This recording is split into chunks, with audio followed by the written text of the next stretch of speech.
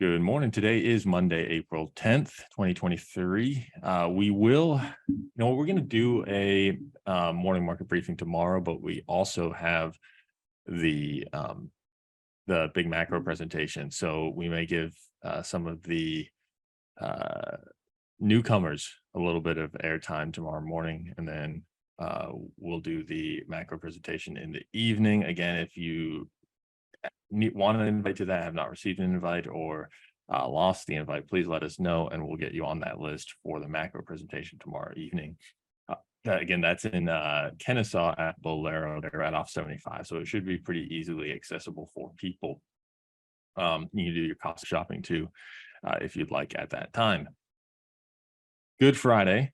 We had the markets were closed, but the Bureau of Labor Statistics was not.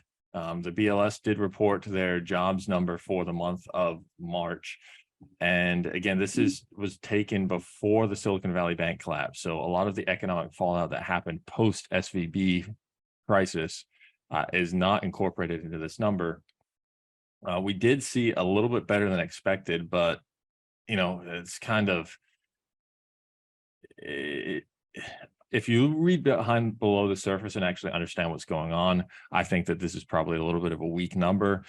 We ultimately created 236,000 jobs in the month of March. That did beat the estimate of 230,000, but it's down from 326,000 the prior month. So big sequential decline there. And importantly, it was all led by government, primarily local education, which is subject to seasonal adjustments, et cetera. So if you look at the underlying on the private sector, you really decelerated significantly down to 189,000 from 266.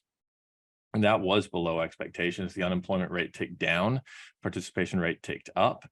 In terms of the core labor force, the age 25 to 54-year-olds, we're actually back to the participation rate that we were before the pandemic. So we've pretty much come back all the way. 83.1% of people between the ages of 25 and 54 are working. Average hourly earnings were 4.2% on a year-over-year basis. That was a little bit lower than expected. And I think that's probably consistent with 2% overall inflation. So I think this was a fine number, but the data is definitely softening. And again, I do think the Fed will be encouraged by this. Is it enough to warrant not hiking by 25 basis points as its March 3rd meeting? I do not know. If I was running the Fed, I would say I'm definitely not raising rates in May. This is the last jobs report the Fed's going to get. Again, this happened before the SVB crisis, and we were already seeing weakening then. So now that we have the economic fallout from SVB, I think that that's only going to make things a little bit worse. And the underlying trend of both inflation and employment is down. And I think that that's a cause. Frankly, you probably should cut rates in that scenario if you're pretty confident in that trend. Certainly don't raise rates. I don't know what the Fed will do, however, because I'm not the Fed. Yeah. I mean, well, 2 points of data here. One is I quickly Googled how many employees Silicon Valley Bank had. And it says as of the end of the year, there was 8,528. So you can probably just go ahead and tack on 2/3 of those, at least, to the jobs report in terms of job losses, or at least subtract them from the new farm payrolls or non-farm payrolls. Second piece of data is that, over the weekend, we actually saw a substantial step up in the probability of a hike.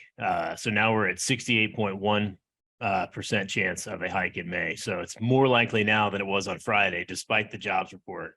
I'm still leaning in the camp that I think they will do it. If I was the Fed, I also would not be raising rates at this point. I think there's just too much evidence that we're suddenly getting just a cascade of effect of the previous year's rate hikes. But I think that they feel that they have committed to that hike, and I believe that they will do it, at least at this point. And there's obviously a lot of time left. We've got, call it 3.5 weeks before they actually make the decision. So we know how quickly things can change in 3.5 weeks, particularly after the bank blowups. But, unless something major changes, unless there's some sort of, wild fluctuation in the market or some sort of bank failure, my expectation is they're going to hike one more time, and then we'll probably see cuts before the end of the year, just based on the economic data we're seeing. I think they're going to be forced to turn tail and go the other direction. Well, in 3.5 days, in 3 days, we have on Wednesday, we have the consumer price inflation report for the month of March. And on Thursday, we have producer price inflation for the month of March. So that itself could change things. Yeah. Yeah. Those show significant declines. That could be enough to move the needle. I hope. I just don't think it's a good idea this time to raise rates, just given what we're seeing. But They're trying to make it a sign of confidence in what they're doing. But unfortunately, confidence can only take you so far. And at some point, you need fundamentals. So we'll continue to watch that closely. We are seeing turns in the cycle in terms of chips. For the longest time, no one had any chips. We're talking about the chip shortage. Well, now there are way too many chips. I had way too many yesterday watching the Masters. We talked a little bit about this with Micron, and they were cutting production and they wanted the rest of the industry to cut production. Well, now Samsung's playing ball. Samsung was really the last memory chip producer to hold the line in terms of its production. Because of course, if you cut production, you're basically giving up revenue and you're not giving up much in the way of costs. It's a very high fixed cost structure. So if you give up any revenue, it's like flying a plane. You might as well fill the last seat because the plane's flying anyway. And the cost of carrying another 180-pound, 200-pound person 3 hours in the context of that whole plane is negligible. So you might as well just fill that and give a cheap ticket on that. And that's kind of some of how the pricing dynamics on planes. But the same thing is true on chip production. You already have all these massive expenses that's going in, the clean rooms, you have the employees, you have the electronics, you have the materials. The materials themselves for a chip are extremely extremely cheap. And so you might as well produce that last chip. But in order to rationalize the market and make sure that you preserve pricing over time, you need to cut production at some points to match end demand. And Samsung was reticent to do that. They said, we're going to continue to produce optimal capacity and control what we can control. But now they're actually playing ball and they're seeing what the market price is doing and saying, we got to do our part in adjusting market prices. And so they're doing that. And Micron is up as a result today. This is good news for them because Samsung previously said they weren't going to do that. Again, Micron's view is that the data center market bottomed in Q1, PC market will bottom in Q2, and the smartphone market will just kind of continue to weaken over the next 18 months or so. Separately in chips, Taiwan Semiconductor missed expectations. They were down 15% in sales in March. They had been expecting a pickup in the second half of the year. They knew the first half of the year was going to be tough, but we'll have to see what happens with that. I'm curious to see if they are still confident in a pickup in the second half of the year. They report full results on April 20th. Global PC shipments were down 29% in Q1, according to IDC. I mean, it's Tom, it's remarkable how quickly things have shifted. And this time last year, we're talking about no one could get anything because we didn't have enough chips. We had the CHIPS Act. I mean, it's funny because when we were in the thick of it, it seemed like an impossible scenario that we would recover from the chip shortage. It seemed like an impossible scenario that we would recover from the lack of oil, and here we are, chips are cratering, oil is cratering, those things seemed like impossible situations. But I mean, there's a great book by Howard Marks called Understanding Market Cycles. And he talks about the pendulum. He's like, the pendulum never is right there at the bottom in the center. It's either you're overproducing or you're underproducing. Prices are too high in the market or they're too low. It's never like, oh, we had this great run, we're just going to kind of swing back to the middle where everything is priced properly. It's always overcorrection. It swings back and forth. And that's where we are now. Everyone was, there's not enough production, supply chain was tight, not enough oil, not enough chips. And so it's like, man, we got to produce more. There's so much capacity or so much demand. We can make so much money. And then, here we are 9 months later, it's like, now we got chips lying everywhere. We got too much oil. We can buy it back, refill the oil reserve. It's just like, I mean, it's a classic scenario of overproduction. And, we fell into it again. The question is, how do we avoid that? Because this is the market cycle with chips every single time. What's the playbook to avoid the cyclicality there, do you think? Or is it just human nature to? I don't think you do. I mean, they're so high up in the supply chain that, it's like that whole is almost an aphorism now. You fire a missile, a rocket to Pluto, and if you're off by 1/10 of 1 degree, imperceptible, by the time you reach Pluto, you're going to be in a different solar system. Galaxy. Yeah. So, that's kind of what it is with the chips. You're so high up in the production chain. I mean, Yeah, like what's the temperature going to be like next summer? Hewlett Packard needs to figure out how many PCs they need to produce. So they look at end demand, and end demand is saying, okay, it's rising. You need to produce, X laptops, and then Hewlett Packard says, well, it's rising, so I need to order more semiconductors and more materials, and you just keep going up the supply chain until the semiconductors is magnifying the cycle. It's operating with a higher beta. And because they're the top of the food chain, or the bottom of the food chain, I guess, if you look at it the other way, you're going to just see that magnified throughout the whole ecosystem. So they're going to have the biggest swings, and that's just how it goes. But want to talk a little bit about markets. What's interesting right now is that leveraged accounts have the biggest net short position on the S&P 500 futures since August, which is typically a contrarian bull indicator, which would be going into the CPI report and into earnings season. So people are very short. They're very nervous about where things are. And I think that could maybe set up for a little bit of an underlying bid underneath markets. At the same time, the economic data is going the wrong way. And there's an adage that says you never really want to buy the first cut. We're seeing Samsung cut production. People like that news, but that doesn't necessarily mean there's a bottom right now. It may mean there's another cut to follow. And I think that's something that's important to remember. So if we look to the week ahead, there's a lot of economic data. We are beginning to get some earnings reports coming in.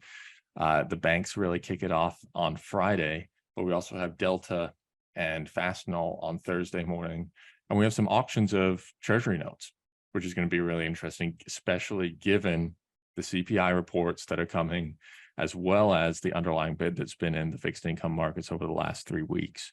So Tom, when you look ahead to the next week, what are you eyeing? I was going to say, what are you looking forward to? But in many respects, this is a gauntlet that we're about to run. It could be very volatile on the fixed income side, because the long end of the curve is saying inflation is dying. It's going down, and it's going to continue to go down. And any information that's going to come out that counteracts that argument, if CPI comes in hot, if PPI comes in hot, that could potentially unwind that trade very quickly. Suddenly people think, oh, it's not on, like, inflation's back on. We're not buying bonds, and suddenly we could go from 330 on the 10-year to 360 or 370, which is a massive move, but we've seen it happen multiple times in this process of getting inflation down. So that's what I'm worried about. The 3-year goes off on Tuesday after CPI, which should be kind of a dud. The 3-year is elevated and not really as correlated to what inflation expectations are. It's really more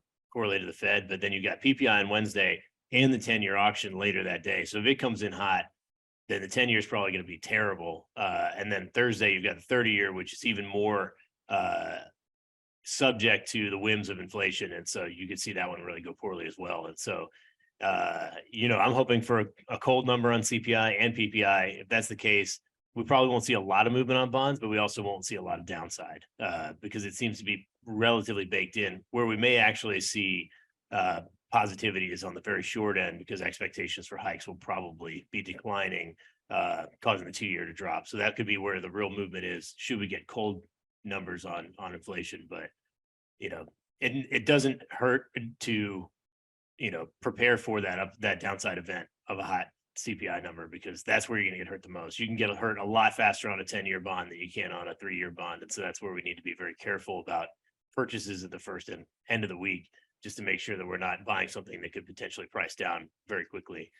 Yeah, I think the way to think about it right now, in terms of what does this actually mean for markets, is we have 3 factors going on. We have inflation, we have economic growth, and we have the Fed's response.